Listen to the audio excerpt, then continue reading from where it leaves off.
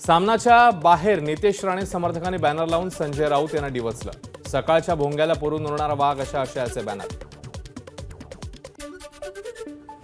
येत्या 2 दिवसात संजय राऊत आणि त्यांच्या सहकाऱ्यांवर कारवाई होईल, नितेश राणेंचा दावा. उद्धव ठाकरेंनी निवडणूक काळात चुकीची माहिती दिल्याचा राणेंचा आरोप. राज ठाकरेंच्या हस्ते डॉक्टर नितीन देशपांडेंच्या रुग्णालयाचं उद्घाटन. अत्याधुनिक यंत्र पाहून थक्क झालो, मात्र सध्या महाराष्ट्राला डोळे उघडण्याची गरज, ठाकरेंचं वक्तव्य. मागासवर्गीय विभागातर्फे 150 विद्यार्थ्यांना स्टार्टअपसाठी 1 ते 5 लाखापर्यंत निधी उपलब्ध करून दिला जाणार, मंत्री मंगल प्रभात लोढा यांची घोषणा. वर्सोवा खाडीजवळील कामात जेसीबीसह अडकलेल्या मजुराच्या कुटुंबाला 50 लाखांची मदत. मुख्यमंत्री शिंदेंच्या हस्ते राकेश यादव यांच्या कुटुंबाला मदतीचा धनादेश सुपूर्द.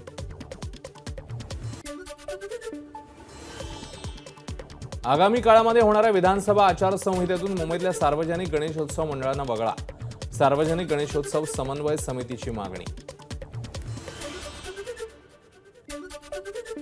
मुंबईतल्या अनेक भागात सकाळपासूनच रिमझिम पावसाच्या सरी, तर उद्या आणि परवा पावसाचा जोर वाढणार, हवामान खात्याचा अंदाज.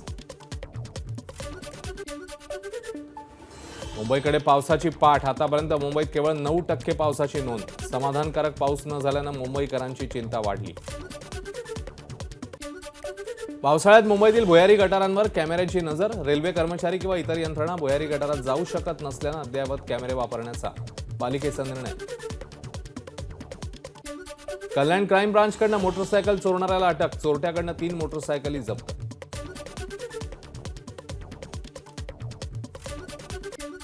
रिक्षा चालकांचं उद्या राज्यभरात आंदोलन. वाहन योग्यता प्रमाणपत्र नूतनीकरणासाठी विलंब झाल्यास विलंब शुल्क आकारण्याच्या निर्णयाविरोधात आंदोलन. रेल्वेचं प्लॅटफॉर्म तिकीट स्वस्त होणार. जीएसटी परिषदेत रेल्वेच्या प्लॅटफॉर्म तिकिटासह अन्य सेवांवरील जीएसटी कमी करण्याचा निर्णय घेतल्याचा परिणाम. दिवाळीनंतर पहिल्या टप्प्यात एसटीच्या ताफ्यामध्ये नव्या 200 गाड्या दाखल होणार. एसटीच्या स्वमालकीच्या एकूण 2400 गाड्या खरेदी करण्याच्या महामंडळाच्या प्रस्तावाला मुख्यमंत्र्यांची मंजुरी. 1 नोव्हेंबर 2005 नंतर नोकरीला लागलेल्या शिक्षकांना पेन्शन देणार, तर आदिवासी आश्रमशाळांची वेळ पूर्वीप्रमाणे 11 ते 5 करणार. जळगावमधल्या कार्यक्रमात मुख्यमंत्र्यांचं आश्वासन. एखाद्या व्यक्तीने आंदोलन केलं म्हणून कुणबी नोंदी रद्द करणार का? जरांगे पाटील यांचा सरकारला सवाल.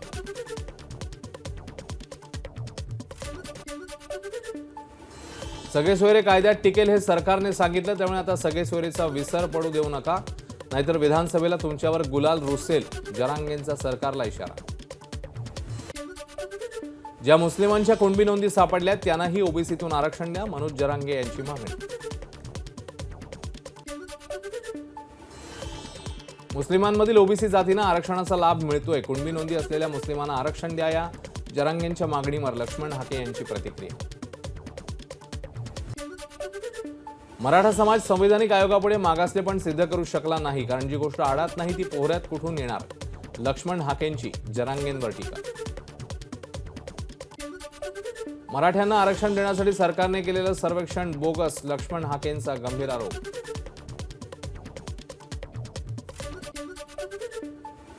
दहा दिवसांच्या उपोषणामुळे ओबीसी उपोषण करते. लक्ष्मण हाकेंच्या लिव्हरला सूज. सध्या हाके आणि नवनाथ वाघमारे यांच्यावर जालन्यातल्या खासगी रुग्णालयात उपचार सुरू. मनोज जरांगेंचं आंदोलन राजकीय. त्यांना कुणाकडून पैसा आला होता आणि किती आला होता यासाठी जरांगेंची ईडी चौकशी करा. ओबीसी आंदोलक नवनाथ वाघमारेंची मागणी. मनोज जरांगेंना मिळालेल्या वाईट वागणुकीचा बदला मराठा समाजाने लोकसभा निवडणुकीत घेतला. खासदार विशाल पाटील यांचं विधान.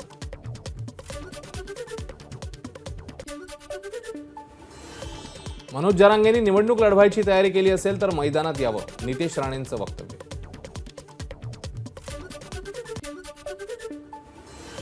बाकीच्या आरक्षणाची संसदेत चर्चा होते, मात्र महाराष्ट्रातल्या आरक्षणावर चर्चा का होत नाही?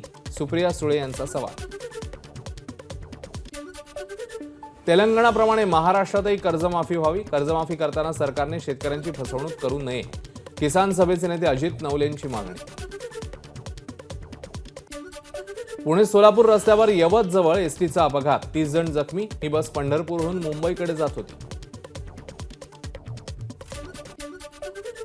पुण्याच्या हडपसरमध्ये 13 वर्षीय मुलीवर वडील, काका आणि चुलत भावाकडून बलात्कार. पीडित मुलीने याबाबत आईला सांगितल्यानंतर प्रकार उघड. पोलिसांकडून तपास सुरू.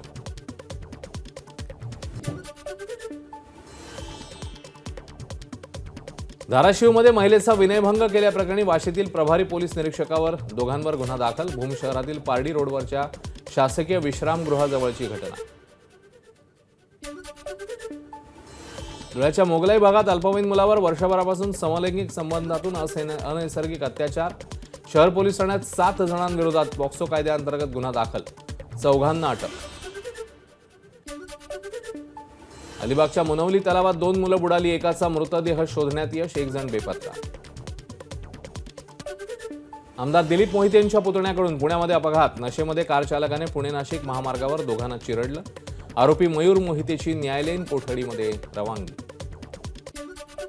धान मका खरेदीच्या ऑनलाईन नोंदणीसाठी 3ऱ्यांदा मुदतवाढ. पणन महामंडळाने 30 जूनपर्यंत मुदत वाढवली. धुळ्यातील कोरडवाहू शेतकऱ्यांचं यंदा कापसाच्या पिकाकडे पाठ फिरवत मक्याच्या लागवडीला प्राधान्य. 3 वर्षांपासून पडत असलेल्या दुष्काळामुळे कपाशीला भाव मिळत नसल्याचा परिणाम.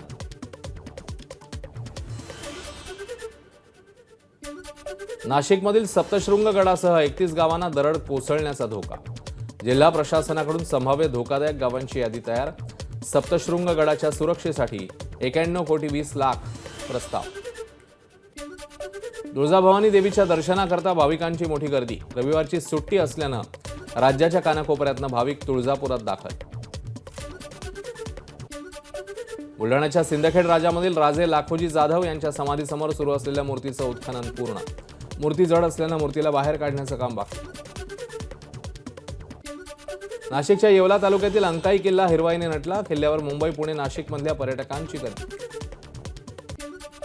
रत्नागिरीच्या लांजा तालुक्यातल्या खोर्निन्को धरण ओव्हरफ्लो. पर्यटकांना जाण्यास मज्जाव. त्यामुळे स्थानिकांना पावसाळ्यात मिळणारा रोजगार बंद झाल्यानं स्थानिक नाराज.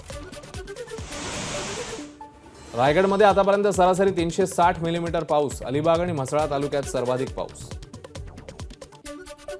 नंदुरबारच्या बोरवाण गावातील नदीला पूल नसल्यानं स्थानिकांचा पुराच्या पाण्यातनं जीवघेणा प्रवास. अनेक महिने उलटूनही पुलाच्या कामाला सुरुवात न झाल्यानं ग्रामस्थ आक्रमक.